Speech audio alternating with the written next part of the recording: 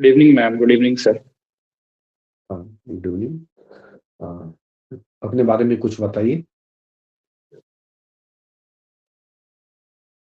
Sir मेरे father Indian railways में service करते हैं और उनकी पोस्टिंग नागपुर हुँ, में है। तो मैंने अपनी 10वीं और 12वीं की पढ़ाई नागपुर से की है। उसके बाद मैं एक डेंटिस्ट हूँ और मैंने अपनी डेंटिस्ट्री 2022 में कंप्लीट की है। मुझे क्रिकेट देखना और खेलना पसंद है और मेरा ऑप्शनल सब्जेक्ट एंथ्रोपोलॉजी है। डेंटिस्ट हैं अभी वर्तमान में आप? Yes sir. अच्छा, तो फिर अच्छा तो है कि मतलब डॉक्टर बन के सेवा दे रहे हैं, फिर इस फील्ड में क्यों आना है?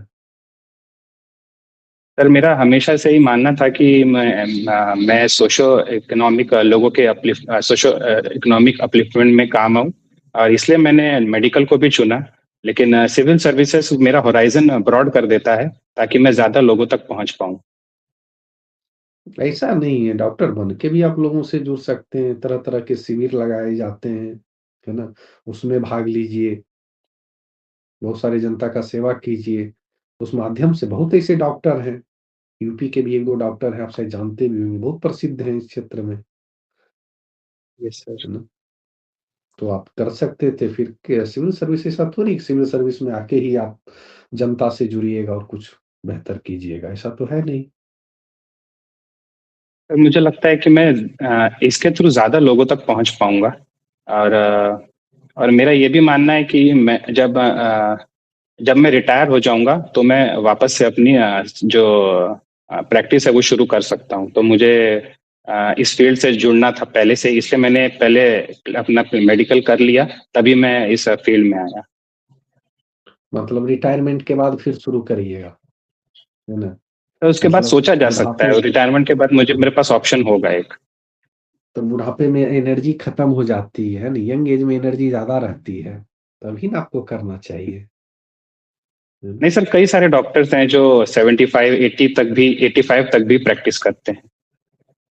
और हुँ। दूसरा कारण ये भी नहीं था ये सर कि मुझे अब मैं अपना पूरा फोकस सिविल सर्विसेज की तरफ लगा पाऊंगा। अच्छा, कौन-सा अटेम्प्ट है बीपीएससी का आपका ये? कौन-सा अटेम्प्ट है आपका ये? सर आवाज नहीं आ रहा था, आवाज नहीं आ रहा था। अब आ गया सर। कौन-सा अटेम्प्ट है आप कौन-सा अटेम्प्ट था आपका ये? ये सर मेरा थर्ड अटेम्प्ट था और सेकंड इंटरव्यू था। अच्छा, सेकंड इंटरव्यू था, है ना?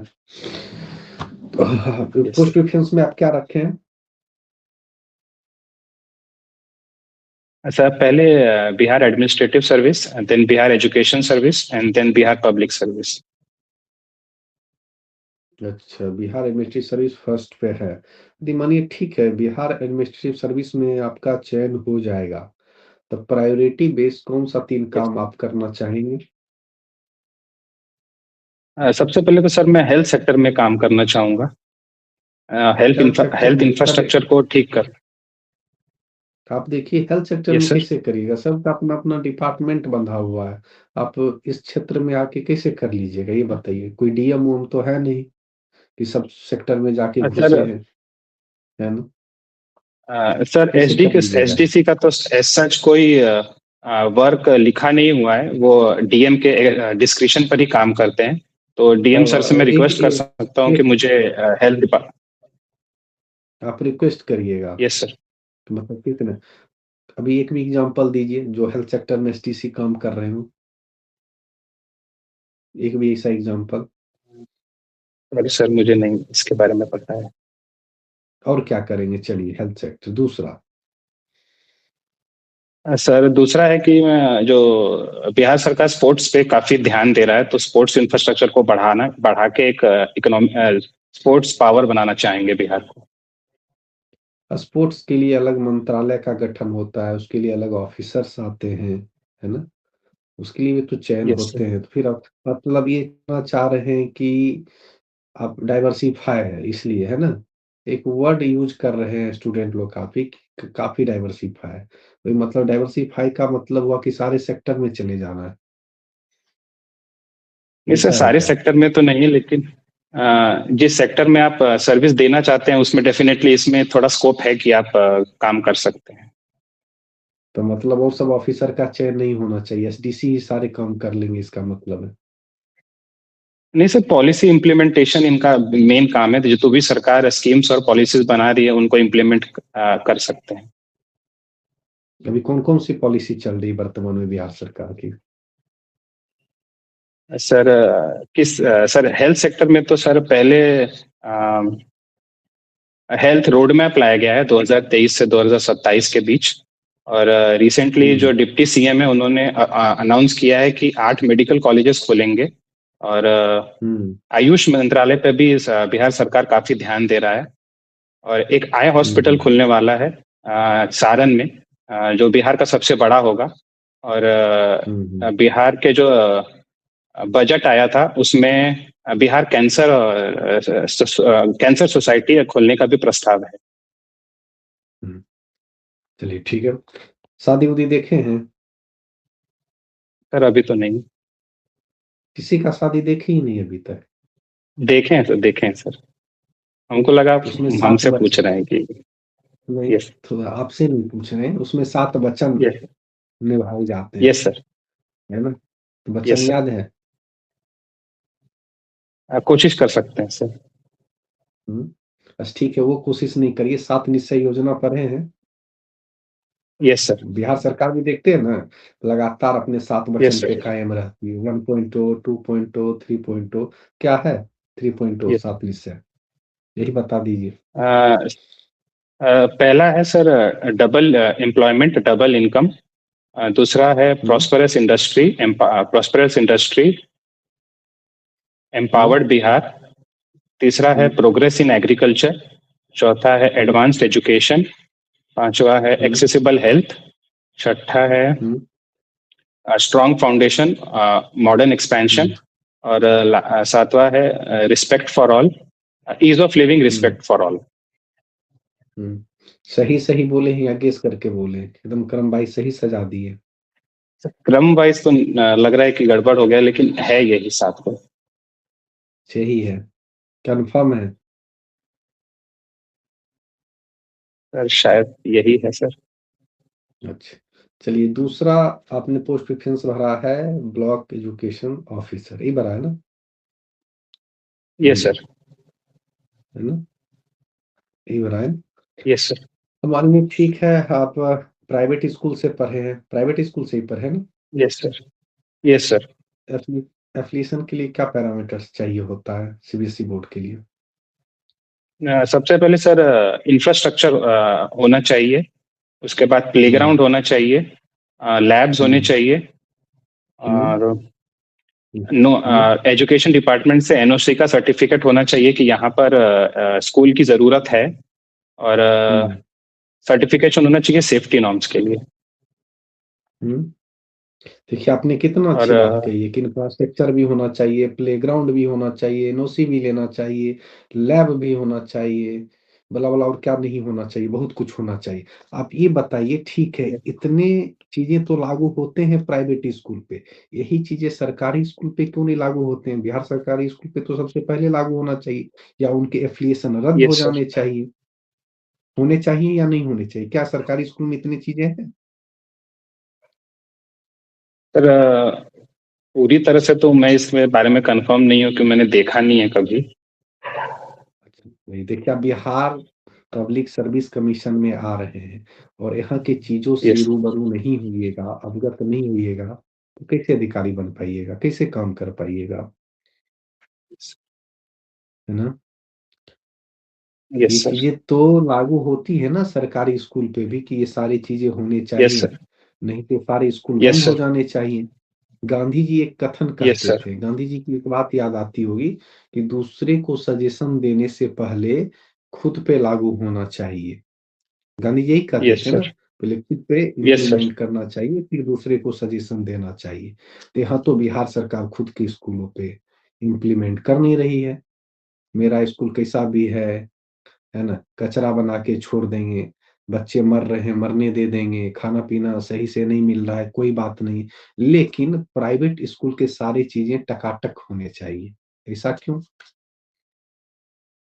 सर मुझे लगता है इस बारे में सरकार ने भी ध्यान दिया है और इस साल के बजट में 61,000 करोड़ रुपीस एजुकेशन पे अलॉट किया है ताकि हम इस सब कमियों को दूर कर सकें।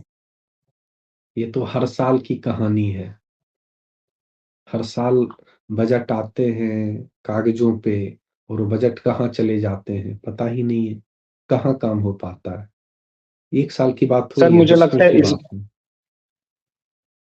सर मुझे तो आप लगता है इस मानते हैं बार सरकार ने जो टीचर बिहार सरकार गलत कर रही है। आप मान रहे हैं इस चीज़ को कि जो चीज़ें सर प्राइवेट स्कूल के साथ लागू करते हैं, वो खुद के साथ होना चाहिए या नहीं? होना चाहिए सर, लेकिन मुझे लगता है पूरी तरह से लागू नहीं कर पा रहे हैं, लेकिन इसमें सुधार होना चाहिए। सुधार होना चाहिए ना? Yes sir. है ना? ठीक है। चलिए मैम। हेलो तुषार, कैसे हैं आप? हेलो मैम, ठीक हूँ। ओके, आई कैन सी आपके फादर इंडियन रेलवे सर्विसेज में थे। Yes ma'am. So you have also tried for UPSC? Yes ma'am, इस साल मेंस भी लिखा था मैंने। मेंस में लिखा है? अच्छा, तो उसमें यस, रिजल्ट नहीं हुआ? उसमें नहीं हुआ। अच्छा, सो इंडियन रेलवेज को एडमिनिस्ट्रेशन करने के लिए उसको जोन्स में डिवाइड किया गया है। तो कितने जोन्स हैं yes Indian railways? Ma'am, 17 zone है मैम। 17 जोन है। हम 16 जोन है और एक कोलकाता मेट्रो भी इंडियन रेलवे ही चलाता है। अच्छा, इसको आप देखिएगा, 17 नहीं है। और ठीक जो है। बिहार का जो रेलवे एरिया है वो किस जोन में आता है? Yes ma'am. जोन का नाम? Ma'am east central railway. East central railway में आता है। यस और जो ईस्ट सेंट्रल रेलवे का हेडक्वार्टर कहाँ है?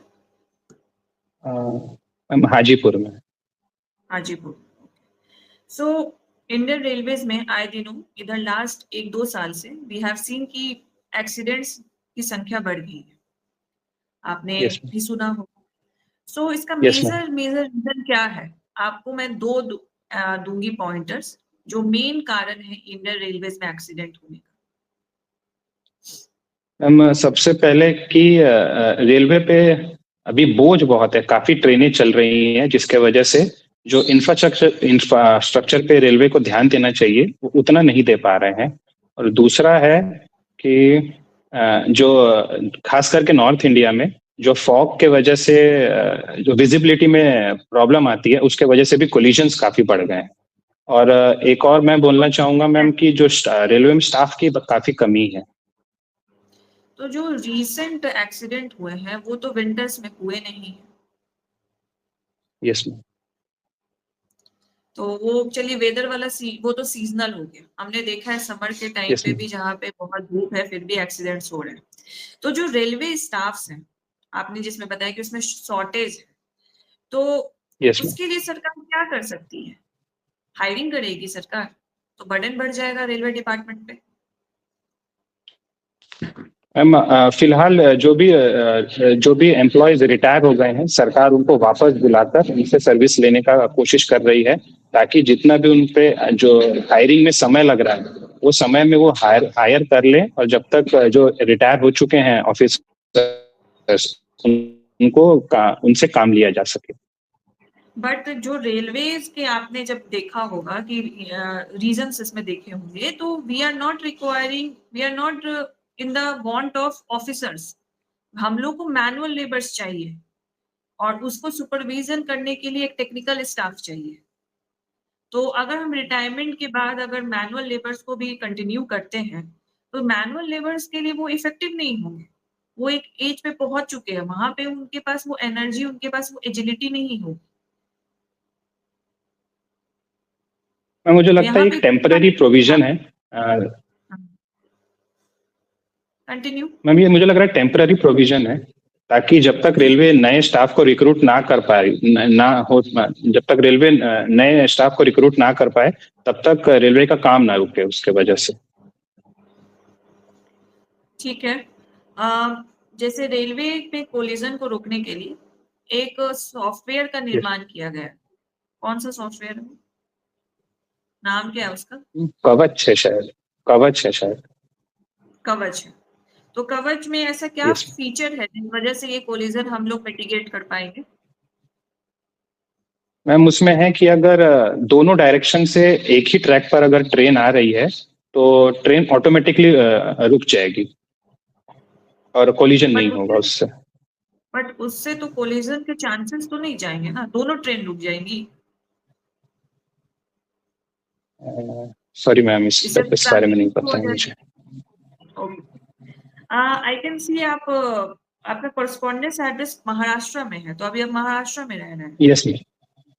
एंड यस आप मैम, किसी जॉब, अभी तो मैं दिल्ली में हूँ मैम। नहीं मैम, अभी जॉब में नहीं। बट आपने यहाँ पे लिखा हुआ है महाराष्ट्र। मैम, तो मेरी फैमिली आप महाराष्ट्र में ही रहती है। ओके, तो आप भी महाराष्ट्र में रहते थे, आप रहे हैं वहाँ? हाँ, मैंने पूरा ग्रेजुएशन तक वहीं पढ़ाई किया मैम। अभी तो मैं प्रिपरेशन करने के लिए दिल्ली आया हूँ।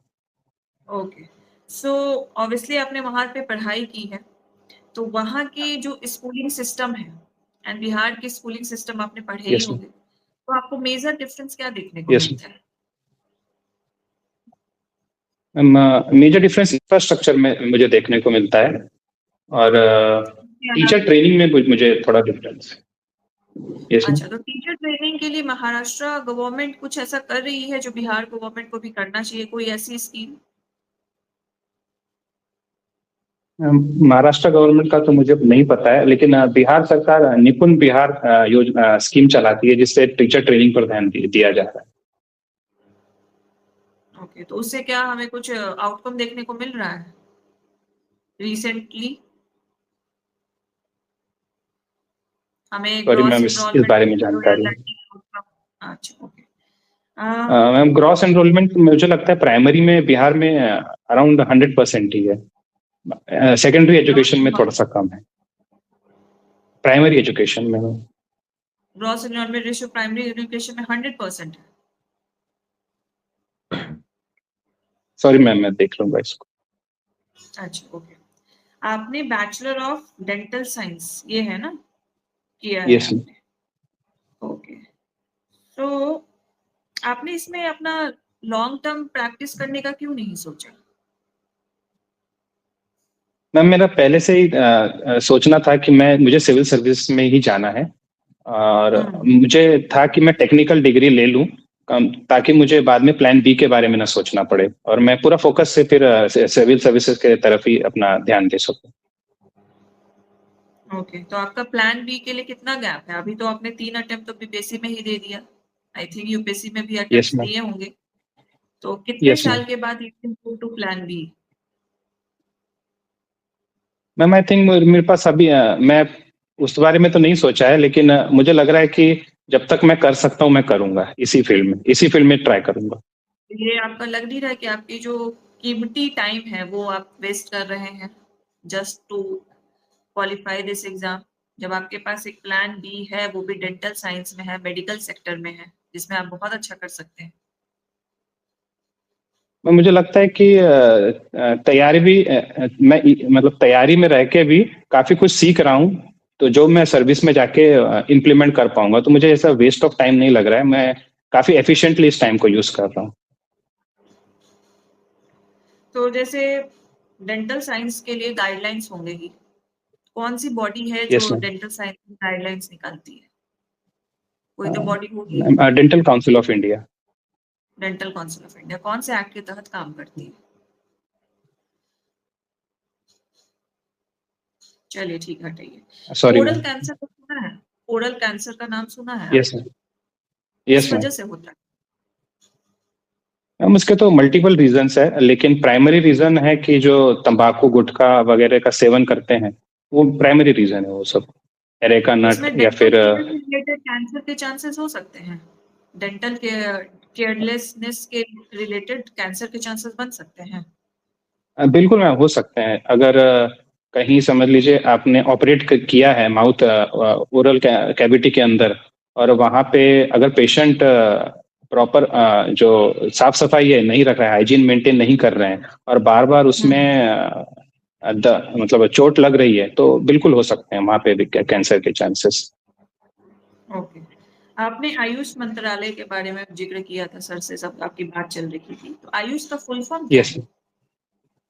Ma'am, A for Ayurveda, Y for yoga, U for Unani, S for Siddha and H for homoeopathy. Okay, तो यू जो है यूनानी, यस वो मैम। क्या है, यस उसका क्या प्रिंसिपल है और वो कहाँ से लिया गया है ये कंसेप्ट? मैम, ये मुझे लगता है मुगल्स लेकर आए थे इंडिया में, और इसके बारे में मुझे जानकारी नहीं है। अच्छा, ओके, आपने बीएस रखा है, बीएस रखा है एंड थर्ड पे आपने बीपीएस रखा है, Bihar police service. Yes ma'am.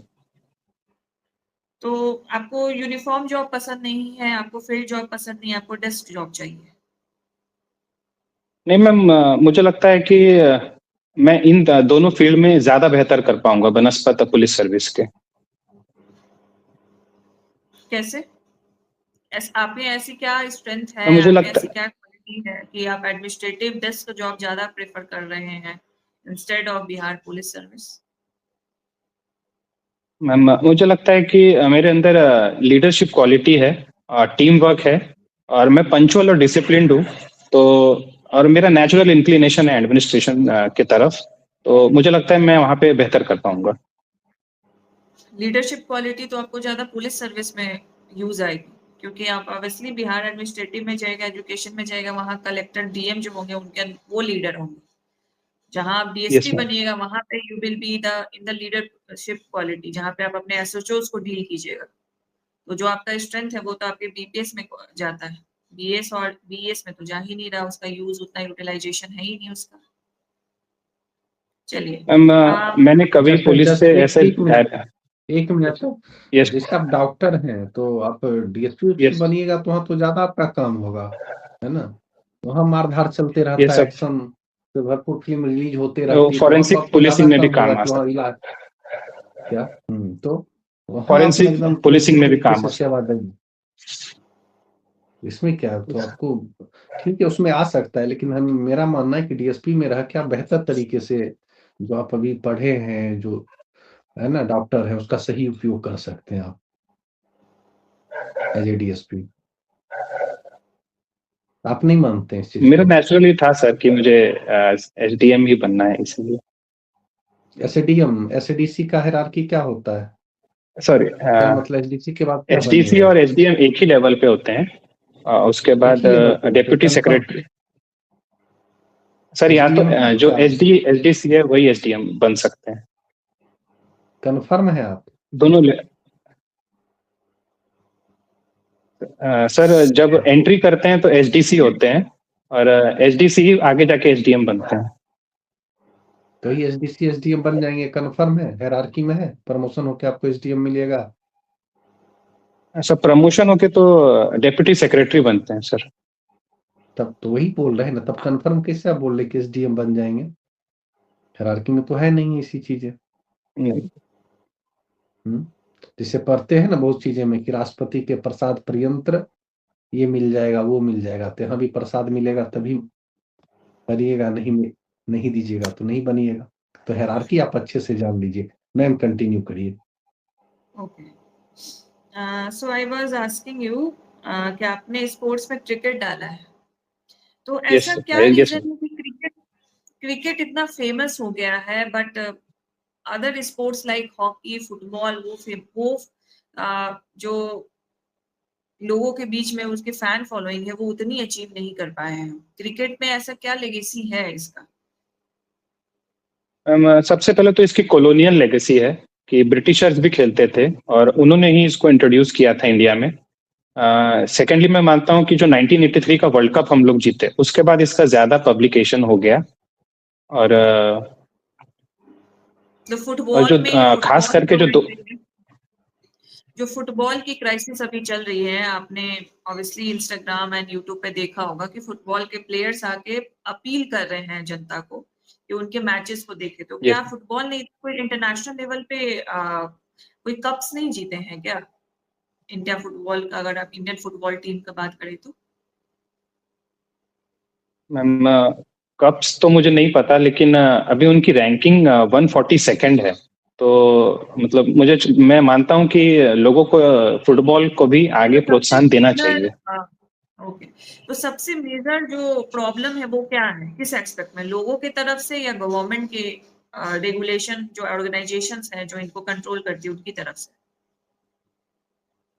Ma'am मेरे को लगता है इन सब का अमलगमेशन ही है कि गवर्नमेंट भी जो पॉलिसीज ला रही है वो हो सकता है पूरी तरह से इम्प्लीमेंट ना हो रहे हो। और मुझे लगता है कि इंडिया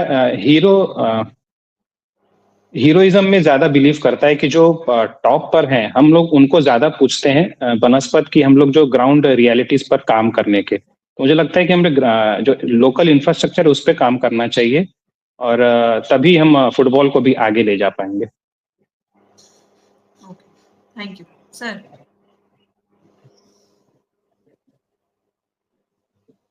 सर म्यूट है आपका। हाँ, आपका इंटरव्यू ओवर हुआ, आप कुछ सजेशन मैम देना चाहेंगे तो दे सकते हैं। हाँ जी, सो एक सेकेंड। हाँ Tushar, so content yes level ma'am. पे आप वेल प्रिपेयर्ड हो, ठीक है, इसमें इज नो डाउट। ओके, आपका ऑप्शनल सब्जेक्ट एंथ्रोपोलॉजी था, सो आई मिस दैट पार्ट। तो आई होप आपका ऑप्शनल सब्जेक्ट भी अच्छा प्रिपेयर होगा, anthropology, yes right? Ma'am. Yes ma'am. Okay, तो ये यस यूपीएससी मैम। में भी आपका ऑप्शनल था? Yes ma'am. ओके, तब तो अच्छा ही प्रिपेयर होगा। सो जैसे आपके फादर इंडियन रेलवे सर्विस में है, तो अगर आप रेलवे सर्विस से रिलेटेड आपकी तैयारी अच्छी है तो उसको हिट जरूर दीजिएगा। अगर कंटेंट है आपके पास, उससे आप एरियाज ठीक है। बता सकते हैं बोर्ड मेंबर्स को कि आप कहाँ कहाँ से पूछना, मतलब बोर्ड मेंबर्स को हिंट दे सकते हैं कि इस टॉपिक से मुझसे क्वेश्चन पूछे। तो इंडियन रेलवे ओके। सर्विसेज को अच्छे से प्रिपेयर कर लीजिए। आप 17 बोल रहे हैं, 16 बोल रहे हैं, ठीक। एक्चुअली 18 है, तो उस हिसाब से आपको देख लेना है एकदम। ये सब ऐसी चीजें हैं जो आपको ध्यान में रखनी है, ठीक है? फिर उसके बाद लाइक ठीक है। आप महाराष्ट्र से हैं, अगर आपको लगता है कि महाराष्ट्र का आपको उतना नहीं पता है, you don't have much content on it, तो उसको नहीं बोलना है कि आपने महाराष्ट्र में अपनी पढ़ाई ठीक है। लिखाई की है। पूछते हैं तो अगर पूछेंगे तो ऑब्वियसली आप झूठ नहीं बोल सकते, बट अपने से नहीं बोलना है, ठीक है? सर ने जैसे आपसे ठीक है। इंट्रोडक्शन पूछा, तो इंट्रोडक्शन में आपने डायरेक्ट अपने फादर से स्टार्ट कर दिया। सर ने तो ऐसा बोला नहीं है आपसे कि आपको नाम नहीं बताना है, तो आई गेस आपने जो भी पता नहीं कहाँ से सुना होगा, बहुत लोग बोल रहे हैं कि नाम नहीं पूछा जाता। मान लीजिए इस बार बीपीएससी का ट्रेंड कुछ और अलग ही रहे, तो वो आपसे नाम पूछ रहे हो, तो वो एक परसेप्शन नहीं लेके चलना है कि मुझे नाम नहीं बोलना है, ठीक है? वहां पे जाइए, ठीक सुनिए है। वो क्या बोल रहे हैं, ठीक है? अगर वो बोलेंगे बिना नाम दिए अपना परिचय दीजिए, तब दीजिए, वरना अगर बोलते हैं कि सिर्फ अपना परिचय दीजिए, तो आपको नाम के साथ ही देना है, ठीक है ना? वो तो आपने प्री ठीक है अज्यूम मैम। वो लास्ट ईयर कंसेप्शन दिया था इंटरव्यू, तो उसमें नहीं नहीं नहीं पूछा गया था, तो मुझे लगा वैसे ही पूछा। होगा। हाँ, तो मतलब वही है कि हम हाँ। मतलब पहले से सोच के नहीं जाएंगे, मे भी इस बार ट्रेंड अलग हो जाए, ठीक है। कोई नहीं जानता, ठीक है? ठीक है मैम। ओके। ऑब्वियसली आप डेंटल साइंस से हैं, तो मेडिकल एक्सपेक्ट में जो भी प्रिपरेशन आपको करना है, कोविड के टाइम से लेके अभी क्या क्या उसमें डेवलपमेंट हुए हैं, कुछ कुछ बेसिक बायोलॉजिकल टर्म्स होते हैं डेंटल साइंस से रिलेटेड जो हम जनरल साइंस में भी पढ़ते हैं, तो वो फैक्ट चेक भी कर सकते हैं, यस मैम। आपके साथ प्रीलिम फैक्ट्स भी पूछ सकते हैं, तो वो चीज अच्छे से प्रिपेयर कर लीजिए। जैसे आपको डेंटल काउंसिल ऑफ इंडिया पता था, एक्ट नहीं पता था, तो एक बार एक्ट भी देख लीजिए कि किस एक्ट के तहत काम करती है, क्या ठीक है। क्या प्रोविजन, ठीक है? लाइक ठीक है। बिहार में अगर हम स्टेट वाइज लेवल पे देखें तो कौन हेड होते हैं डेंटल साइंस के, जिला लेवल पे देखें तो कौन हेड होते हैं डेंटल साइंस से रिलेटेड, ठीक है? तो इस एक्सपेक्ट में कवर कर ठीक लीजिए। है। एक चीज आपने बोली थी सर को कि रिटायरमेंट के बाद this will be my other option, अगर मैं रिटायर्ड हो जाता हूँ, तो ऐसे आप दीजिएगा तो ये क्या होगा कि आपने जब तक सर्विस किया उस टाइम तो आप डेंटल प्रैक्टिस नहीं कर रहे हैं, इतना गैप एक प्रैक्टिस में, फिर उसके बाद आप रिटायरमेंट में फिर से डेंटल सर्विस में जाइएगा, तो ये तो सिटीजन के साथ खिलवाड़ ना हो जाएगा, क्योंकि आपने प्रैक्टिस तो छोड़ दिया है। And medical is such a sector yes जहाँ मैम। पे आपको कांस्टेंट प्रैक्टिस की जरूरत है। तो ये सब बोलने से बचिए। Plan B okay. वाला आपका ठीक था कि लाइक सर मैं अच्छा। अभी नहीं कर रहा हूँ, मैं अभी प्रिपरेशन कर रहा हूँ, फिर उसके बाद अगर मेरा इसमें नहीं होता then I will move to my dental science. But retirement के बाद वाला आई डोंट थिंक आपको उसको मेंशन करना चाहिए, ठीक ठीक है? है। Okay ma'am. और क्रिकेट से रिलेटेड जैसे आईपीएल का भी अभी कंट्रोवर्सी चल रहा था शाहरुख खान को लेके, बांग्लादेश को लेके, तो यहाँ से बांग्लादेश वाला भी एंगल बन सकता है। तो इंडिया बांग्लादेश का आपको पूरा ओवरव्यू देख लेना है कि ज्योग्राफिकल एक्सपेक्ट में क्या चैलेंजेस है, इकोनॉमिकल एक्सपेक्ट में, एंटी इंडिया अप्रोच कैंपेन वहां क्यों चल रहा है, तो ये सारी चीज आपको कवर कर लेनी है। ठीक है, आपने बिहार एजुकेशन सर्विस बीच में डाला है, तो नॉर्मली लोग डालते नहीं ठीक है। या तो बीएस डालते हैं, बीपीएस डालते हैं, कुछ अलग होता है तो बोर्ड मेंबर्स वहां को उसको पकड़ लेते हैं। तो बिहार एजुकेशन सर्विस पे आपको बहुत अच्छे से करके जाना है कि प्रोग्राम ऑफिसर बनेंगे, फिर डिस्ट्रिक्ट प्रोग्राम ऑफिसर बनेंगे, ठीक है, फिर डीईओ बनेंगे। तो ये हायरार्की आपको पता होनी चाहिए। उसी तरह भाषा बास का भी, ये भी देखिए, आप लोग ना यूट्यूब से मत गैदर कीजिए इन्फॉर्मेशन। बेसिक इन्फॉर्मेशन आपको सर के भी यूट्यूब पे मिल जाएगी जहां पे मैंने शेयर किया है, लेकिन खुद से भी मेहनत करने के लिए आप डिपार्टमेंट की साइट पे जाइए, वहां से हायरार्की निकालिए, वो आपको ऑथेंटिक इन्फॉर्मेशन देगा। ठीक है, कैसे कैसे होता है, ठीक है ना। जैसे आप ये तो मैंने यूट्यूब से ही निकाला था कि जो एसडीसी है, फिर डेप्यूटी सेक्रेटरी, फिर एडीएम, ऐसे फिर जॉइंट सेक्रेटरी, ऐसे यूट्यूब पे देखा था। शायद गलत है मैम ये? सारी कैंडिडेट्स एक ही यूट्यूब चैनल देख रहे हैं कि डिप्टी सेक्रेटरी के बाद एडीएम बन जाते हैं, क्योंकि जितने भी अभी तक सर हमने इंटरव्यू लिया है सब यही बोल रहे हैं, डिप्टी सेक्रेटरी के बाद हम भेज देंगे। तो सर इसकी जो हायरार्की है ना हम सेंड कर देंगे, ठीक है? ठीक है, तो वो ऐप पे आ जाएगा सर? हाँ, सेंड कर देंगे हम, ठीक है। बहुत बच्चे का कंफ्यूजन है, हाँ, क्योंकि बहुत बच्चे का कंफ्यूजन है कि एसडीएम है, एडीएम है, ये सब नहीं है कुछ, ठीक है ना, तो वो हम सेंड कर देंगे, ठीक है। Okay sir. बाकी ओवरऑल आपका अच्छा था तुषार, आपका कॉन्फिडेंस अच्छा है, कंटेंट लेवल पे भी आपकी पकड़ है, थोड़ा बहुत ब्रश अप कर लेना है, ठीक है। जहां नहीं आप सॉरी बोल देना है, गेस लेना है तो परमिशन लेना है, जो बेसिक एटिकेट्स होता है इंटरव्यू का उसको बस फॉलो कीजिए, ठीक है? ओके, यस, ठीक है, थैंक यू। ये तो सर अवेयरनेस की जो बात की थी मैम, बताई ही थी, अवेयरनेस की बात की, हम बेसिक इंट्रोडक्शन पूछे थे, आपने वहाँ की क्या कहते हैं, आप कितना अवेयर हैं मेरे क्वेश्चन से, कितना ध्यान से सुन रहे हैं। तो हम ऐसा नहीं कि कुछ ऐसा पहले से सोच के जाइए कि ये पूछेंगे तो हम यही आंसर देंगे, तो ध्यान से थोड़ा वहाँ पे सुनना है। बाद बाकी मैम बता ही दी, आपका कंटेंट बहुत अच्छा है, कॉन्फिडेंस लेवल भी अच्छा है, ठीक है। थोड़ा हायरार्की पे काम कर लीजिए, उसका क्या वर्क है वो कर लीजिए। मैम बताए कि जैसे आप बोले कि रिटायरमेंट के बाद प्रैक्टिस करेंगे, तो ये सब सारी चीजों से बचना है। और इसे आपका सारा इससे पहले भी कई मौके दिए थे क्या? हाँ सर, इसके पहले भी 2 दिए थे। मेरा सर पहले ही दिन है, 21st को ही है।